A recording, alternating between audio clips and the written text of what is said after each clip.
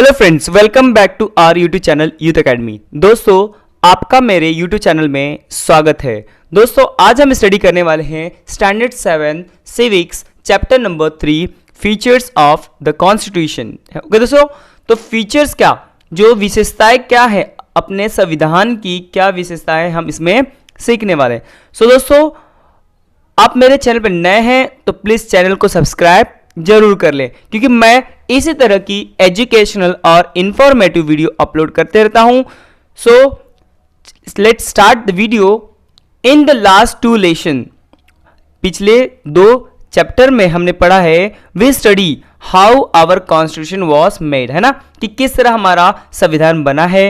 We studies its preambles and understood the terms like sovereign, socialist, secular, democratic, republic। Okay, ये सारे terms को हमने understand किया है, अच्छे से समझा, ठीक है। The goals express in the preamble are the characteristics features of our constitution as well, है ना। जो गोल्स, जो मेन हमारा गोल होता है कि संविधान बनाने का, वो हमारे preambles में दर्शाया गया है। अपार्ट फ्रॉम दिस, इसके अलावा the constitution also has other features, अपने संविधान के और भी बहुत सारी, इनके अलावा बहुत सारी और भी फीचर्स हैं। We shall try to understand this in the present chapter. और दोस्तों, इस चैप्टर में हम ये सीखने वाले हैं। ओके, सो फर्स्ट पॉइंट है फेडरलिज्म। ओके, फेडरलिज्म क्या होता है दोस्तों? One of the important features our constitution is the federal system. दोस्तों, फेडरल सिस्टम जो होता है हमारे कॉन्स्टिट्यूशन का, जो बहुत ही इंपॉर्टेंट क्या है पॉइंट है, जैसे कि in countries with large territories and huge population government is run by a federal system.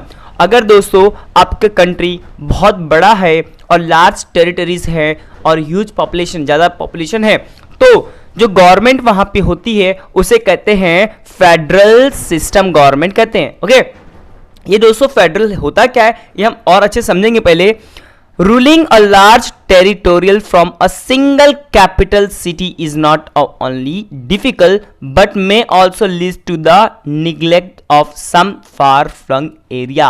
Okay, far flung area का मतलब होता है बहुत दूर दूर के जो छोटे गांव होंगे, कस्बे होंगे, वो तो हमसे छूट ही जाते हैं ना।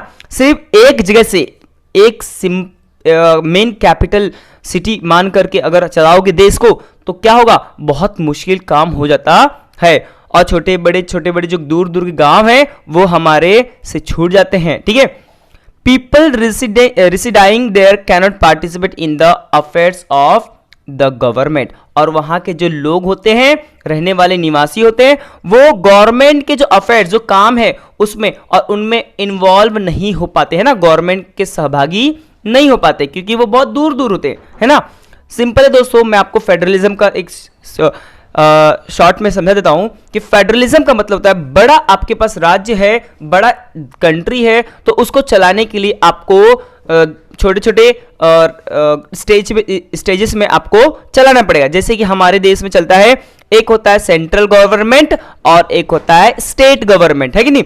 हर अपने देश में 29 स्टेट्स हैं और हर स्टेट का अपना अपना कार्य होता है। वैसे ही जो सेंट्रल गवर्नमेंट होता है, केंद्र सरकार जो होती है, उनका अपना अपना कार्य होता है। तो ये अपने अपने जगह पर काम करते हैं, जिससे इतना बड़ा देश आसानी से चल पाता है। Okay friends, ruling a large territory from the single capital is not, okay, people residing there, ये भी हो गया। Therefore, government functions at 2 levels in a federal. इसीलिए जो गवर्नमेंट होता है, सरकारें जो होती हैं, वो 2 लेवल पर काम करती हैं, फेडरेशन चलाती है। The government at the centre carries out task like, जैसे जो गवर्नमेंट होती है सेंटर में, वो क्या कौन से काम करती है, like defence of the entire country, है ना, सुरक्षा प्रदान का काम करती है। फॉरेन पॉलिसी के बारे में वो करती है। एस्टैब्लिशिंग पीस, है ना, शांति बनाने के लिए वो काम करते हैं, एक्सेट्रा, ऐसे बहुत सारे काम करती है। इसीलिए इसे कहते हैं, it is also called as union government, या कह सकते हो फेडरल गवर्नमेंट, है ना। जो सेंटर में सरकार होती है उसको कहते हैं यूनियन गवर्नमेंट या फेडरल गवर्नमेंट कह सकते हो, ठीक है।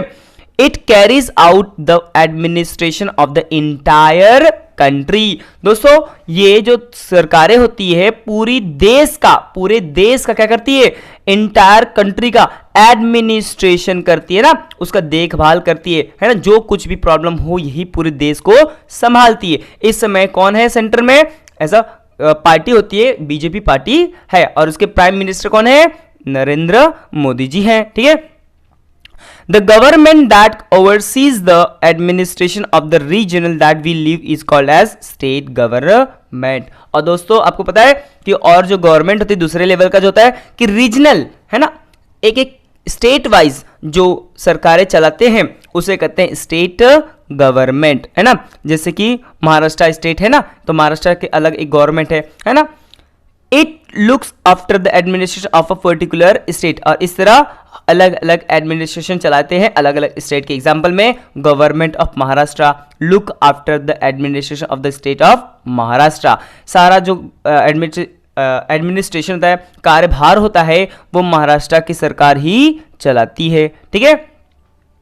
The system of running the administration of a country cooperatively by the government at two levels, है ना। जो सिस्टम होता है गवर्नमेंट चलाने का, एडमिनिस्ट्रेशन चलाने का, वो एटलीस्ट 2 लेवल पे चला जाता है। जैसे कि making loss about different subjects called federalism, अलग अलग प्रकार के नियम कानून बनाने का काम कौन करता है, ऐसा, और उसको कहते हैं सब्जेक्ट को, उसको कहते हैं फेडरलिज्म कहते हैं। ओके फ्रेंड्स, दोस्तों अब देखते हैं सेपरेशन ऑफ पावर्स। ऑब्वियसली देखो हर एक अपना अपना स्टेज पे है तो उनको अपना अलग अलग पावर चाहिए ही, है ना। जैसे कि सेंटर में है तो सेंटर में का पावर अलग होगा और उनके कार्य भी अलग होंगे, वैसे ही स्टेट गवर्नमेंट के भी पावर्स और उनके कार्य जो होते हैं अलग अलग होते हैं। जैसे कि the constitution has divide the subject for making loss between the union government and the state government. जो सरकारें होती हैं, हमारा संविधान है, वो संविधान में ही उनको अपना अपना कार्य डिवाइड करके दे दिया गया है। जैसे कि सेंट्रल गवर्नमेंट और स्टेट गवर्नमेंट, ऐसा काम है ना। अब देखते हैं दोस्तों next, let us see which government is interested with the subject. अब देखते हैं दोस्तों कि कौन से गवर्नमेंट को क्या कार्य दिया गया और उसको कौन से कार्य हैं, ठीक है। Our constitution has given 3 list of various subject, अलग अलग सब्जेक्ट दिए, उनको कार्य दिए गए हैं, उनके 3 लिस्ट बनाए गए, ठीक है। वो 3 लिस्ट कौन से हैं देखेंगे हम। First list is called union list. जो पहला लिस्ट होता है उसको क्या कहते हैं, यूनियन लिस्ट कहते हैं। It contains 97 subject on which the union government makes law. और दोस्तों उनमें 97 सब्जेक्ट उनको दिए गए हैं, उनको कानून बनाने का अधिकार उनको दिया गया। उतने सब्जेक्ट 97 सब्जेक्ट पे वो अपना कानून बना सकते हैं। Same the state list is for the state government, और जो स्टेट लिस्ट होता है वो स्टेट गवर्नमेंट के लिए होता है, जो वो अपना उस पर कानून बनाएंगे। इट कंटेन्स 66 सब्जेक्ट, और इसमें कितने सब्जेक्ट होते हैं, 66 सब्जेक्ट उनको दिया गया कि इस इतने सब्जेक्ट पे आप क्या कर सकते हैं, अपना कानून बना सकते हो। और थर्ड है, apart from this 2 list there is a concurrent list, और तीसरा लिस्ट होता है कॉन्करेंट लिस्ट होता है। और इसमें दोस्तों 47 सब्जेक्ट को इन्वॉल्व किया गया है। और दोस्तों कॉन्करेंट लिस्ट में both government can make loss on subject including in this list. और जो कॉन्करेंट लिस्ट होता है इसमें स्टेट गवर्नमेंट और सेंट्रल गवर्नमेंट दोनों जाने मिल करके क्या करते हैं, लॉ बनाते हैं, ठीक है। The union government is entitle to make laws on it, है ना। जो यूनियन गवर्नमेंट है वो भी लॉ बना सकता है। This power are term as residuary power, और ऐसे पावर को शब्दों में कहे तो, टर्म्स में कहे तो रेसिड्यूरी पावर्स कहते हैं। ओके, अब देखते हैं दोस्तों कुछ यहां पे, do you know the division of powers in the Indian constitution is unique, है ना। हमारा जो पावर है वो कॉन्स्टिट्यूशन में दिया गया यूनिक है ना। It enables the union government and state government to bring about the country's progress by cooperating with each other। दोस्तों याद रखना कि यूनियन गवर्नमेंट और स्टेट गवर्नमेंट दोनों जन कंट्री को मिल करके चलाना है, देश को आगे बढ़ाने में, प्रगति में आगे बढ़ाने में एक साथ देना है, ठीक है। ये नहीं कि वो अपना काम करे, इसमें सहयोग ना करे, ऐसा नहीं चलेगा। दोनों को मिल करके काम करना पड़ता है, ऐसा हमारे संविधान में पावर लिखा गया है। This also encourage participation of citizen in the administration of the country, और इसे हमारे जो देश को चलाने में, कंट्री को चलाने में, पार्टिसिपेशन कराने में लोगों को भी मदद करता है। लोगों को भी पार्टिसिपेट करने के लिए इनकरेज करता है ना, इनकरेज करता है, उनको प्रोत्साहन देता है। ओके, सो दोस्तों अब हम देखते हैं who deals with that what subject. अब देखते हैं कौन किस सब्जेक्ट पे काम करता है, किस पे डील करता है, ठीक है। तो फर्स्ट देखेंगे subject with the union government. वो कौन से सब्जेक्ट हैं, विषय हैं, कार्य हैं जो यूनियन गवर्नमेंट क्या करता है, अपना लॉज पास करता है, अपना कानून लगाता है। दूसरा, पहला है डिफेंस। डिफेंस पे फॉरेन रिलेशन से, है ना, बाहर से अलग अलग कंट्री से रिलेशन रखना। वॉर एंड पीस से रिलेटेड कुछ काम रहेगा। करेंसी के बारे में, इंटरनेशनल ट्रेड, है ना, इंटरनेशनल बिजनेस करने का, ये सब काम किस करता है, यूनियन गवर्नमेंट का होता है, ठीक है। दूसरा है दोस्तों subject with the state government. Subject का कौन से स्टेट पे बनता है, एग्रीकल्चरल पे, लॉ एंड ऑर्डर को मेंटेन रखना, लोकल गवर्नमेंट जो होता है, हेल्थ डिपार्टमेंट जो होता है, प्रिजन एडमिनिस्ट्रेशन एक्सेट्रा, ना, जेल वगैरह का जो अपने अलग अलग राज्य में होते हैं ना, उस पे भी स्टेट गवर्नमेंट ही अपना कानून बनाता है, ठीक है। थर्ड है दोस्तों subject with the both the government, और ये दोनों जान मिलकर के करते हैं, ठीक है।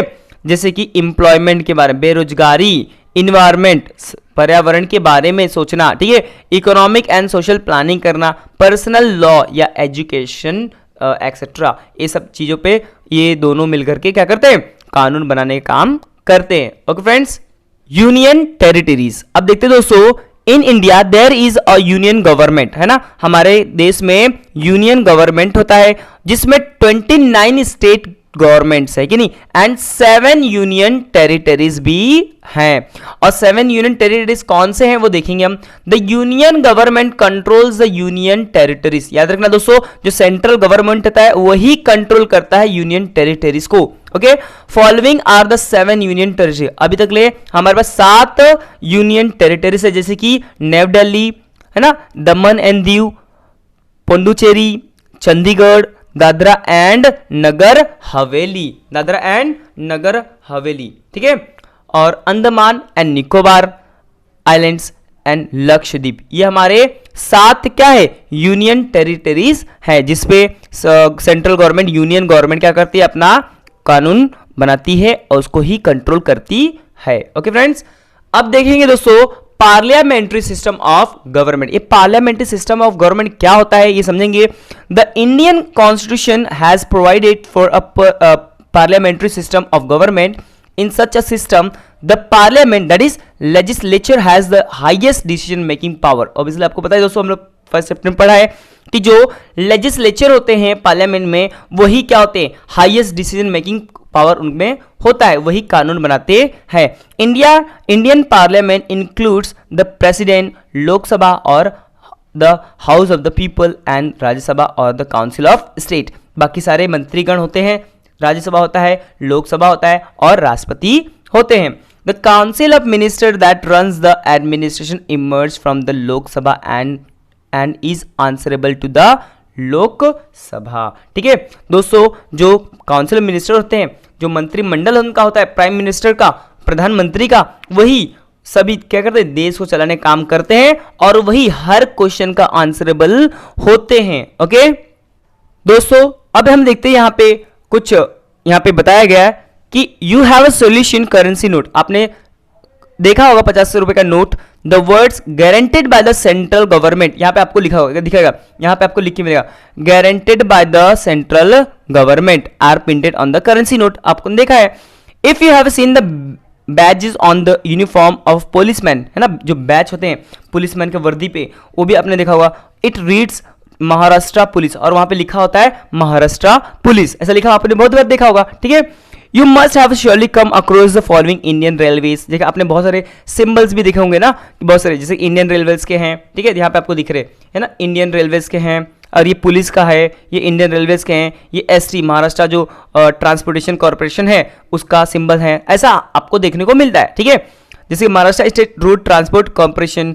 दिस मीन्स, इसका मतलब क्या होता है, that in our country government function at 2 levels. इससे हमें पता चलता है कि जो हमारे देश में दो तरह के 2 लेवल पे गवर्नमेंट चलती है। एक होता है सेंट्रल गवर्नमेंट, एक होता है state government. One is the central government and the other is state government, ये हमको पता है। महाराष्ट्र स्टेट गवर्नमेंट, जैसे कि कर्नाटका स्टेट गवर्नमेंट, अलग अलग UP state government, Bihar state government, है ना। ये सारे क्या है, अपने अपने एक स्टेट है, राज्य हैं, उनका भी गवर्नमेंट होता है। तो सभी का अपना एक क्या होता है कि अपने राज्य के अंदर एम्प्लॉयज होते हैं। जैसे पुलिस होता है तो पुलिस का होगा, महाराष्ट्र पुलिस यहाँ पे है। तो केरला में क्या होगा, केरला पुलिस, है ना। ऐसे अलग अलग हर स्टेट पे काम अपना करते हैं। ओके फ्रेंड्स, सभा for all it's decision in parliamentary democracy, the discussion and debates that take place in the parliamentary have great significance। और दोस्तों जो काउंसिल ऑफ मिनिस्टर होते हैं वो क्या करते हैं, सभा में क्या करते हैं, डिसीजन लेने में मदद करते हैं, डिबेट करते हैं। और जब वो डिसीजन लिया जाता है तो एक अच्छा रिजल्ट हमें मिलता है, बातचीत करते हैं, डिबेट करते हैं, तो हमारी डेमोक्रेसी में क्या होता है, फ्रीडम होती है, जिससे हम अपना काम करने में आसानी हो जाती है। ओके फ्रेंड्स, तो दोस्तों आपको मेरी वीडियो कैसी लगी प्लीज मुझे कमेंट करके जरूर बताएं, और मैं इसी तरह की इंफॉर्मेटिव और एजुकेशनल वीडियो बनाते रहता हूं। सो प्लीज आप मेरे चैनल पर नए हैं तो चैनल को सब्सक्राइब जरूर कर लें।